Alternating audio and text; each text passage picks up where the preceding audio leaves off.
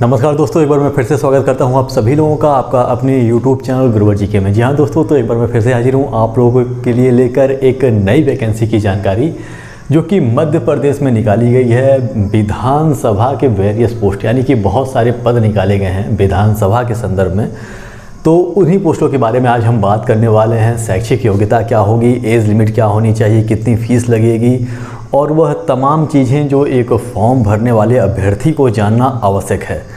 तो चलिए ज़्यादा देर न करते हुए आज की वीडियो प्रारंभ करते हैं। जैसा कि लोग देख रहे हैं कि मध्य प्रदेश विधानसभा वेरियस पोस्ट 2022 के संदर्भ में यहाँ पे 3 तरह की पोस्टें निकाली गई हैं। सबसे पहले तो असिस्टेंट ग्रेड 3 निकाला गया है और स्टेनोटाइपिस्ट का निकाला गया है और सिक्योरिटी गार्ड का निकाला गया है।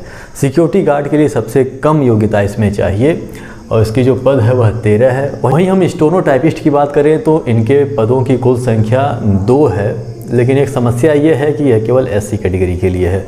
असिस्टेंट ग्रेड 3 के जो पोस्टों की कुल संख्या है वह 40 है। यह ठीक ठाक पद आई हैं जो कि कलर की पदें होती हैं, मान सकते हैं कि यह कलर की वैकेंसी है।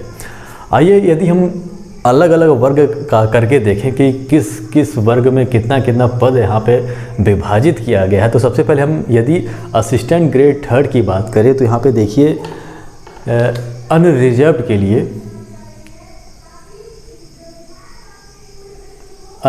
लिए यहाँ पे 9 पद निकाले गए हैं। OBC के लिए यहाँ पे 13 है और SC के लिए 4, ST के लिए 9, EWS यानी कि आर्थिक रूप से पिछड़े अभ्यर्थियों के लिए 5 सीटें यानी कि कुल 40 यहाँ पे पद निकाले गए हैं असिस्टेंट ग्रेड 3 की। स्टेनोटाइपिस्ट की यदि मैं बात करूँ तो यहाँ पे देखिए केवल 2 पद SC कैटेगरी की निकाली गई हैं, टोटल भी पद 2 है। इसका मतलब ये हुआ कि जो स्टेनोटाइपिस्ट की जो वैकेंसी है वह केवल SC कैंडिडेट ही भर सकते हैं, यानी कि शेड्यूल कास्ट के ही कैंडिडेट भर सकते हैं और कोई इस फॉर्म को नहीं भर सकता है। वहीं हम बात करें सिक्योरिटी गार्ड की, तो सिक्योरिटी गार्ड में अनरिजर्व्ड में यहाँ पे 3, उसके बाद OBC के लिए 4, SC के लिए 2 और ST के लिए 3 और EWS यानी कि इकोनॉमिकली वीकर सेक्शन के लिए 1 पद निकाला गया है, यानी कि कुल मिलाकर 13 पद इसका भी आया है।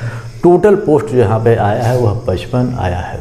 इसके लिए यहाँ पे सबका समान है, यानी कि लेवल 4 में 19,500 से लेकर 62,000 रुपये तक इसका पे स्केल होगा। ऑनलाइन एप्लीकेशन फॉर्म भरने की यदि मैं बात करूं कि कब से फॉर्म भरा जाना प्रारंभ होगा, तो आज के डेट से यह फॉर्म भरा जाना प्रारंभ हो गया है, यानी कि 11 अक्टूबर 2022 से आप इसके फॉर्म को भर सकते हैं और 10 नवंबर तक आप इसके फॉर्म को भर सकते हैं, यानी कि पूरा का पूरा 1 महीना आप लोग को समय दिया जा रहा है। लेकिन आप इच्छुक हैं तो पहले ही फॉर्म भर दीजिएगा, क्योंकि बाद में जो वेबसाइट होता है वह चल नहीं पाता है कई कारणों के कारण, तो दिक्कत हो जाती है उसमें। तो आपको यदि भरना है तो आप भर सकते हैं। एज लिमिट की यदि मैं बात करूं तो इसमें देखिए 18 से 40 साल मांगा जा रहा है, यानी कि यानी कि 1 जनवरी 2022 को आपकी उम्र जो है वह 18 साल से कम नहीं होनी चाहिए और 40 साल से अधिक नहीं होनी चाहिए।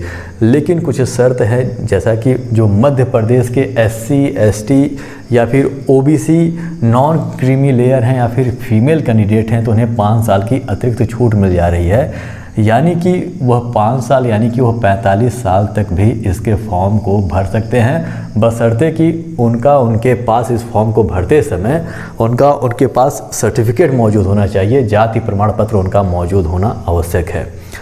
एप्लीकेशन फ़ीस की यदि मैं बात करूं तो यहाँ पे जनरल और OBC क्रीमी लेयर की बात करूं तो 450 रुपये इन्हें अदा करना होगा, और यदि मैं बात करूं SC, ST, OBC non creamy layer की तो इन्हें 300 रुपये अदा करना होगा।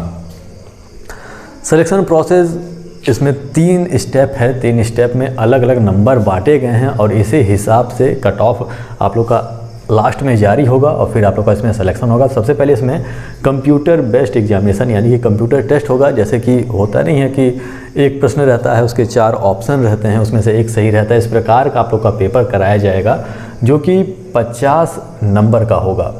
स्किल टेस्ट इसमें 50 नंबर का होगा और इंटरव्यू इसमें 15 नंबर का होगा, यानी कि कुल मिलाकर यदि देखा जाए तो 50-50 100 और 115 नंबर टोटल नंबर के आधार पे आप लोगों का सिलेक्शन किया जाएगा। स्किल टेस्ट में मुख्य रूप से अभी आगे मैं बता दूंगा कि क्या क्या होगा इसमें। अब हम बात करते हैं एजुकेशन क्वालिफ़िकेशन की।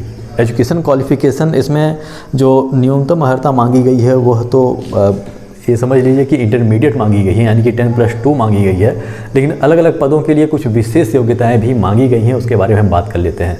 सबसे पहले हम बात करते हैं AG यानी कि असिस्टेंट ग्रेड 3 की। यहाँ पे देखिए इन्हें 10+2 एग्ज़ाम पास होना चाहिए। यदि आप 10+2 एग्ज़ाम पास हैं और साथ में यदि आपके पास 1 साल का कंप्यूटर कोर्स है, डिप्लोमा या फिर सर्टिफिकेट आपके पास मौजूद है, और CPCT जो कि एग्ज़ाम कराता है मध्य प्रदेश सरकार कराती है, इसका मतलब होता है कंप्यूटर प्रोफिशिएंसी सर्टिफिकेशन टेस्ट। इसकी जो मान्यता होती है वो 7 साल की होती है, यानी कि 7 साल के अंदर आपने इस परीक्षा को पास किया है, इसका स्कोर कार्ड आपके पास है तो आप इसके फॉर्म को भर सकते हैं। और साथ में आपको हिंदी टाइपिंग चाहिए जो कि 30 शब्द प्रति मिनट होना चाहिए।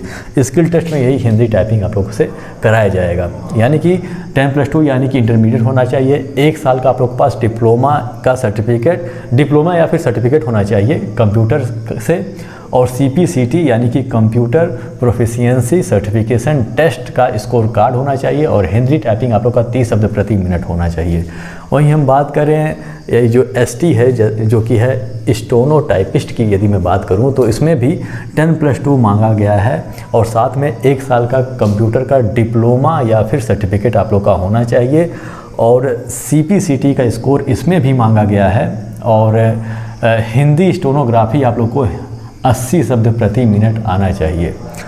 और वहीं बात करें SG यानी कि सिक्योरिटी गार्ड की, तो सिक्योरिटी गार्ड की जैसा कि मैंने बताया था पहले भी, इसमें केवल 10+2 एग्जामिनेशन आप लोग को पास चाहिए। CPCT से कोई मतलब नहीं है। यदि आप 12th पास हैं तो आप इसके फॉर्म को आराम से भर सकते हैं। तो दोस्तों ये फॉर्म निकला हुआ है, ज़्यादा पदें नहीं आई हैं, 55 पद आई हैं, तो आप लोग देख लीजिएगा। यदि आपको भरना होगा तो फॉर्म भर सकते हैं आप लोग।